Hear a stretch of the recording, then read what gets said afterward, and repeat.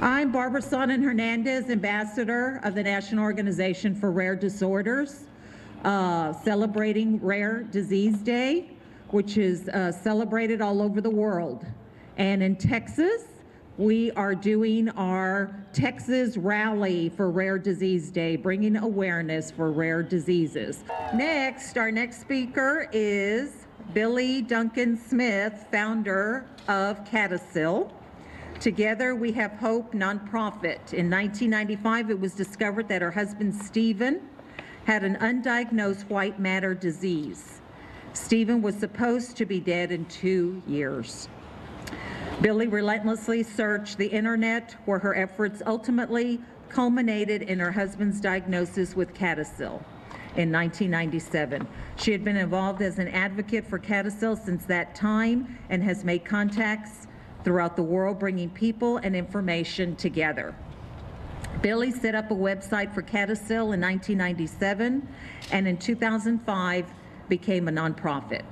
CADASiL is a rare genetic disease, autosomal disease, which has 50% chance of passing this on to your children.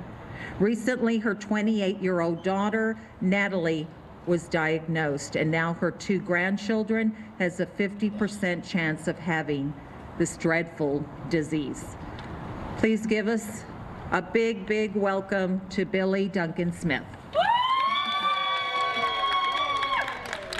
Thank you, Barbara.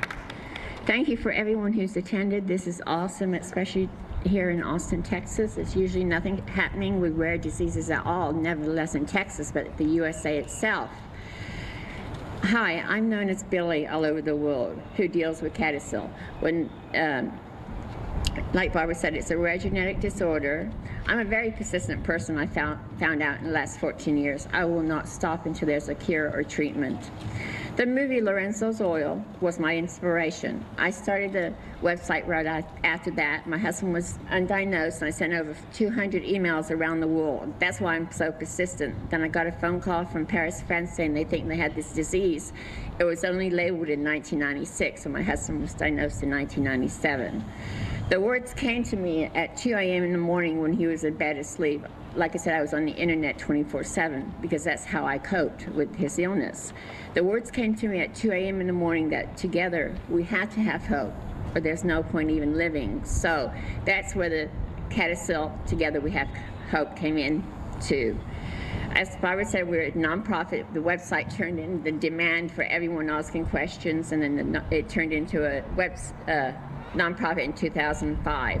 We have no paid staff. This is all voluntary work.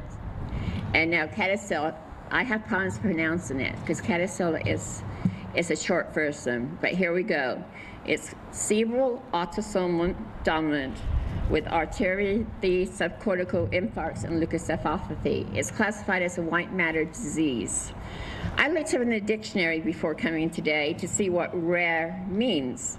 Not widely known, unusual, and uncommon. And believe me, with us who deal with these rare diseases, that's exactly right. You go to your doctor's office, I have CADASiL. What are you talking about? Are you sure you're not drunk or anything? Because no one's heard of it. That's so frustrating for me and for everyone here, I believe.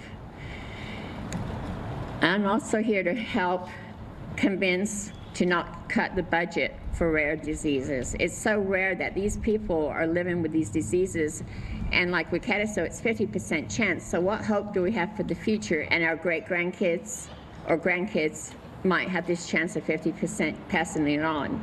In the past 7 years, on our CADASiL register, we have only 1,300 people confirmed all over the world, 800 in the USA alone.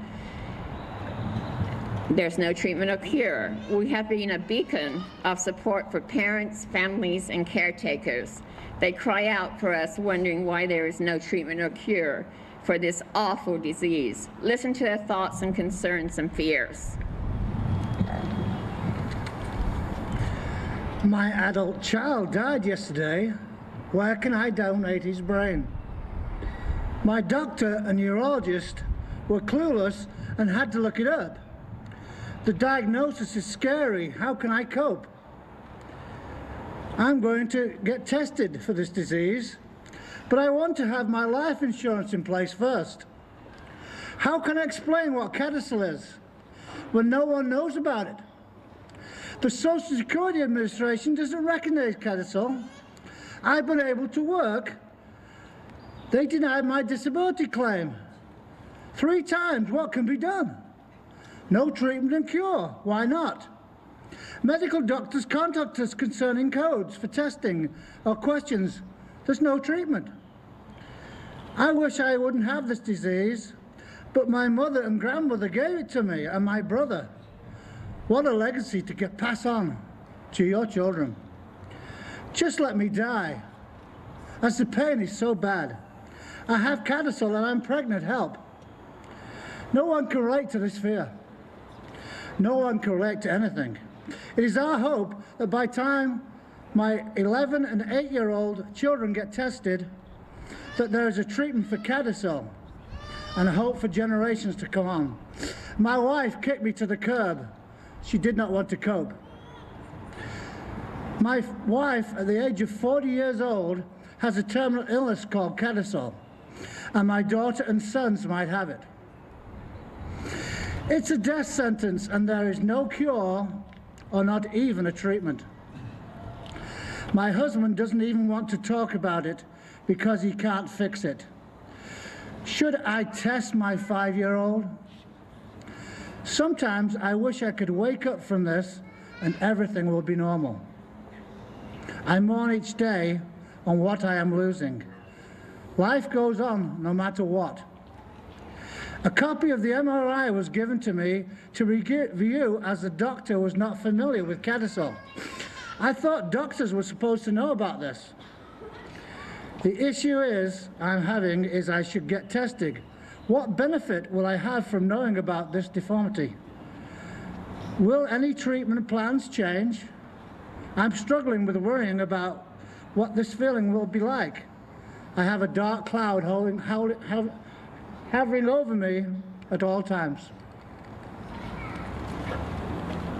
One of the things that they were all true for the last 7 years, that people contact us or they email us or they tell their stories, and those items there we've had to deal with a nonprofit, nevertheless my personal life.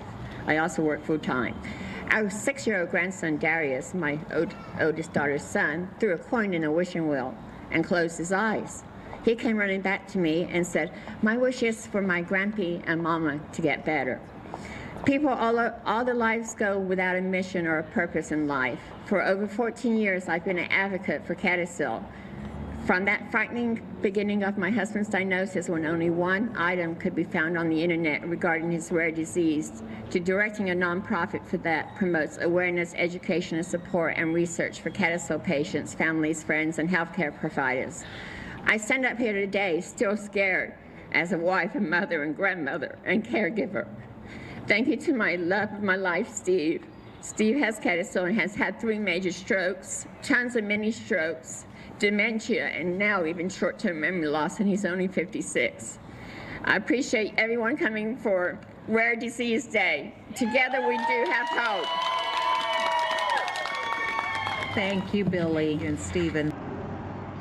Okay, I send greetings to all those observing Rare Disease Day. As a nation, we share an obligation to ensure the health and well-being of our people.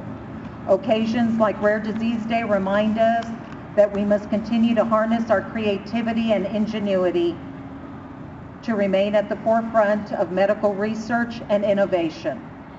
With each new discovery we make today, we not only move closer to building a healthier tomorrow for every American, but we also pave the way for breakthroughs that will save and enrich lives around the world. As you gather to imagine a disease-free world,